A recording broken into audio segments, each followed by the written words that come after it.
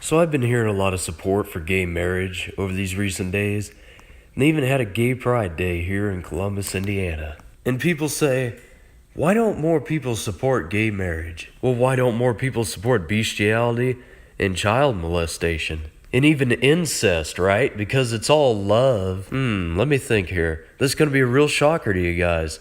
Because it's wrong. So why don't we just go ahead and go over some real life statistics here? What percent of Americans would you say are gay? Now think long and hard, okay? Take as much time as you need.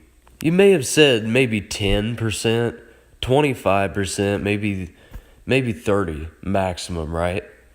Wrong. It's actually a whopping 3.5% of Americans. That's barely anything. That's nothing. And Americans are often found to overestimate this number to maybe 10%, 25%. And why do they overestimate this number? Perhaps it could have something to do with the fact that the gay lifestyle is shoved down every American's throat every time they turn on their TV, every time they open up Snapchat, every time they open up Facebook. The gay lifestyle is crammed down their throat. The media crams it down their throat. And why do they cram it down our throats? Because they want us to accept this sick, disgusting ideology, this heterophobic norm, this new twisted culture in society that actually supports gay rights and abortion. It has actually been found that only 61% of Americans support gay rights and gay marriage. So do you know what that leaves us with? 39% of Americans that oppose gay rights. 39% of Americans oppose gay rights. That is millions upon millions of Americans. And do you know how many gays there are in America? 9 million. 3.5% of the population. And how does 3.5% compare with 39%? Not well at all. There are only two genders. Hundreds of different genders. There are only two real genders that don't even exist. But yet these gays 100% of these genders that they make up do not exist. Not a single one of them can be proven to exist.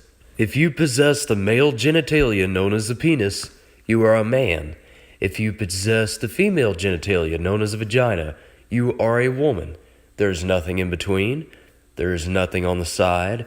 There is nothing within any other category because there is no other category. It's man or woman. Now I want you guys to sit down, get comfortable, and prepare yourselves for what I'm about to read.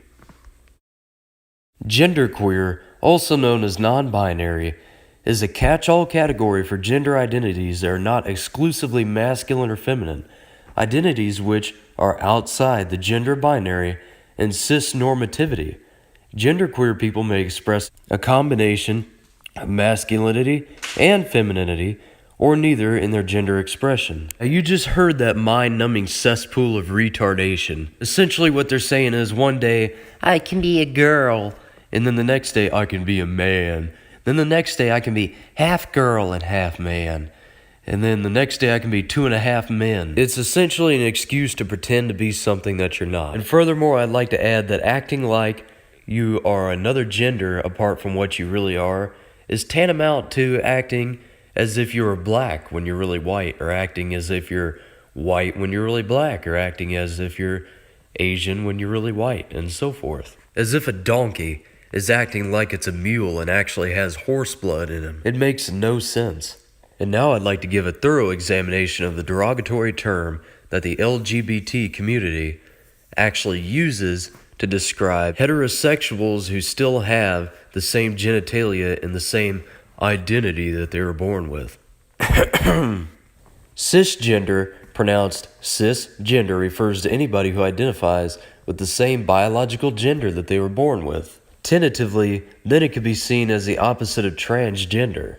Now, these queers really love throwing this term around because it makes them seem like they're normal and we're not.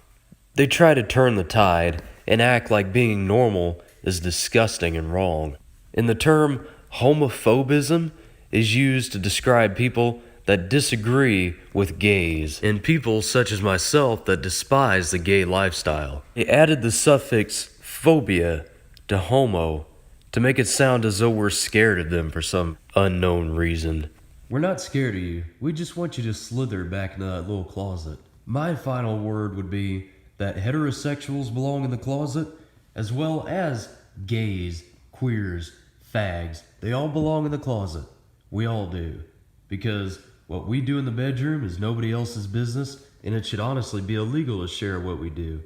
So, there you go. In conclusion, today we have seen multiple ideologies that have, in recent years, chipped away at our nation's greatness. We're really becoming the laughing stock of the world by supporting gay rights at this point, particularly when we support all these different made-up random genders that were probably scribbled on a piece of construction paper by a kindergartner.